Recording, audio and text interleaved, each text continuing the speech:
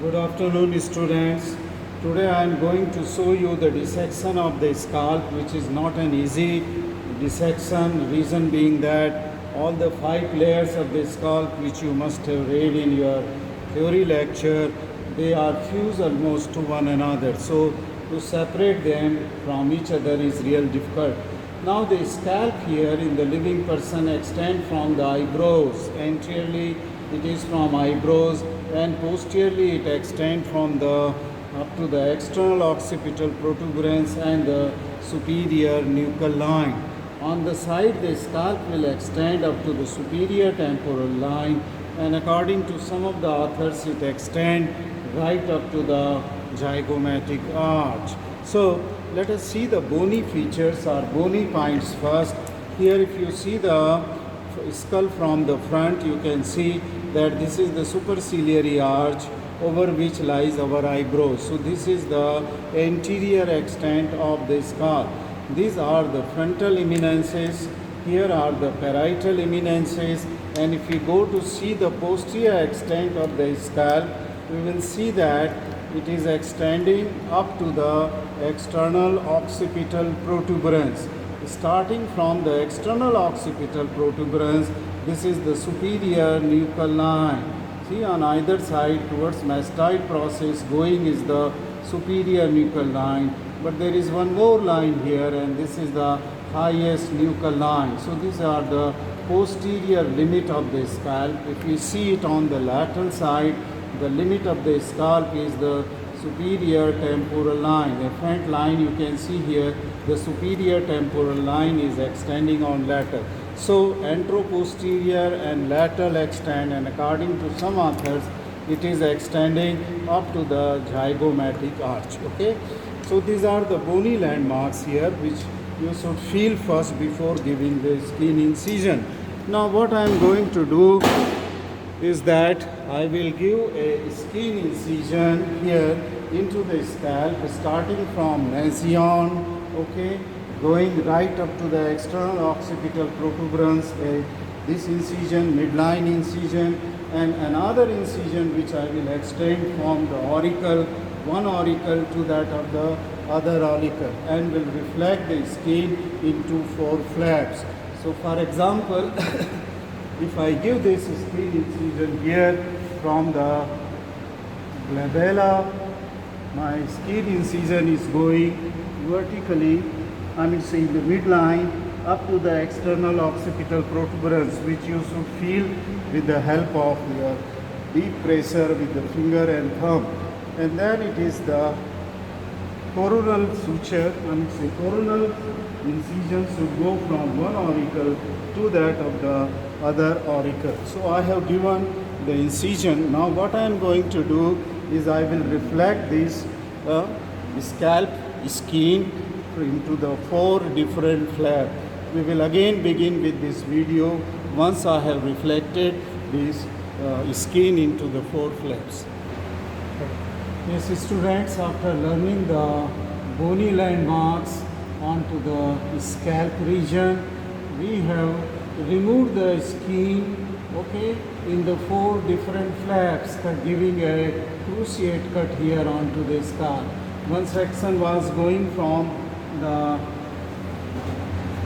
in the sagittal direction, and another was going into the coronal section, and we have removed the skin into 4 flaps, okay, into the different areas, going right up to the external occipital protuberance and to the superior nuchal line. On this side I have given a cut here to the skin onto the eyebrow so as to follow the muscles, that is the orbicularis, okay, not orbicularis but frontal valley of the occipitofrontalis right up to the eyebrow. So what I did was that, okay, since the second layer which is attached on the undersurface of the dermis of the skin of the skull, the same is attached onto the third layer, that is to the epicranial aponeurosis, and it is quite a tough layer which you can see here. So it was difficult to remove by cutting through the second layer. See this? This is the dense connective tissue layer in the superficial fascia, and these fibrous strands were cut so as to expose the third layer and after some cleaning on this side, I could expose the muscle. This is the frontal valley of the occipitofrontalis. On this side also you can see some of the strand of the muscle. I will just lift this strand of this muscle onto the tip of the knife. See this is that muscle. Just a minute. Yes, this muscle, the reddish color structure which is seen here is very thin muscle here, which forms the third layer, that is the frontal valley. And occipital valley I have not removed because this is very small muscle taking origin from the nuchal line. So I have just exposed on both the side the frontal valley, which is a very thin strip of the muscles. And then it takes origin from the undersurface of the skin of the eyebrow. As you can see it here, these strands are going into the skin of the eyebrow, and then they are running backward, and then they get attached onto this epicranial aponeurosis.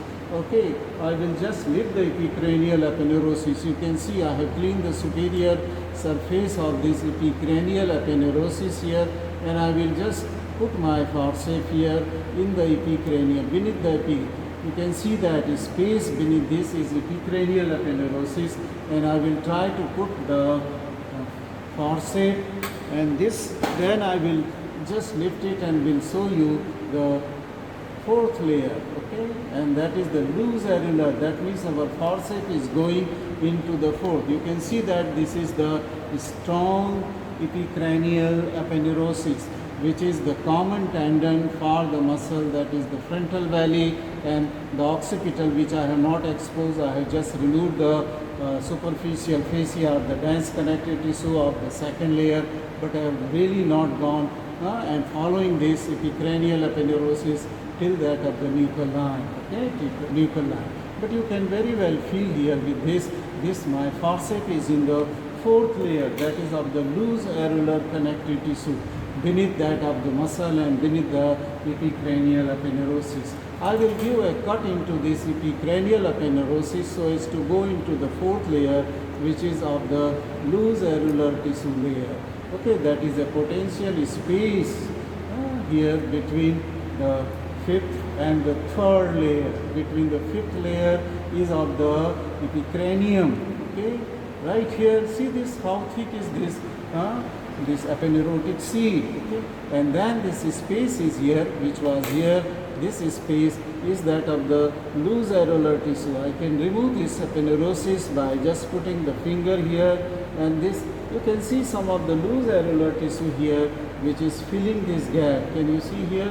Probably the camera is catching this loose areolar tissue, the whitish strands which is here. See, this is the loose areolar tissue, and this is that space which is between the epicranial aponeurosis and that of the fifth layer, that is the pericranium, okay, which is the periosteum covering to the vault of the skull or the bone of the skull, as you must have learned into your theory lecture. So I have just removed this third layer, that is of the epicranial aponeurosis, and this is that dangerous area of the scalp where my finger is going. This is that scalp, and then you can see these are the bones. Okay, these are the bones where you can see this is the coronal suture. I will just go little posteriorly and will show you the coronal and the sagittal suture also. See this is the coronal suture seen, and this is that the sagittal suture is seen. This is the junction of the coronal and sagittal suture, and here this layer, which is the fifth layer, it covers to the bones and it dips at the suture.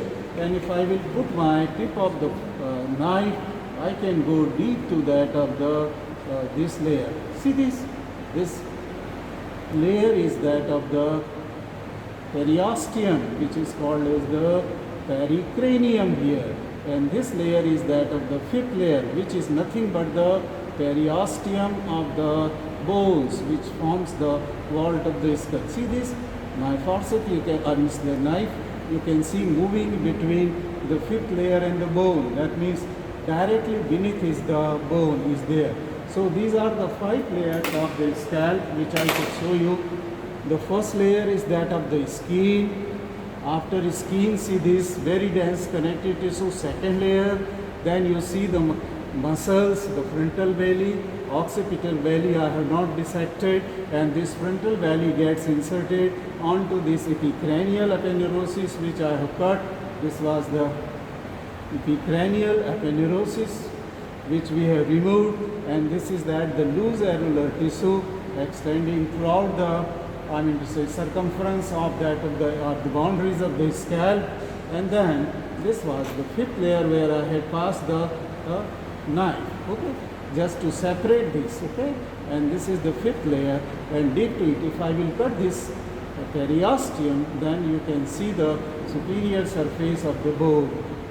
See this, I have just cut it, and this is that the bone is here directly. My finger is touching to the bone after removal of the periosteum or this pericranium.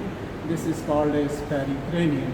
Okay, I think this has completed the dissection of the scalp, showing you all the 5 layers. But what I have not shown you is the blood vessels and nerves, which is real difficult to dissect and it takes a lot of time. Okay, some of these blood vessels and nerves you can, if you are very carefully dissecting with lot of time in your hand, then you can see this type of the nerves and vessels you can see here. This is probably the supracochlear nerve. This is so. Here you can see a bunch of the nerve, and I can see very minute vessels are here, and this is the supracochlear nerve. In this way you will get so many nerves and vessels which are converging towards the scalp that you can learn with the help of the theory, okay, book. From your book you can make a diagram and learn what are the vessels, which, because it is real difficult to show all these vessels in a very dense connective tissue of the superficial fascia or in the second layer. This completes the dissection of the scalp. Thank you very much. Okay, I just only could show you the 5 different layers, not the blood vessels, and now thank you.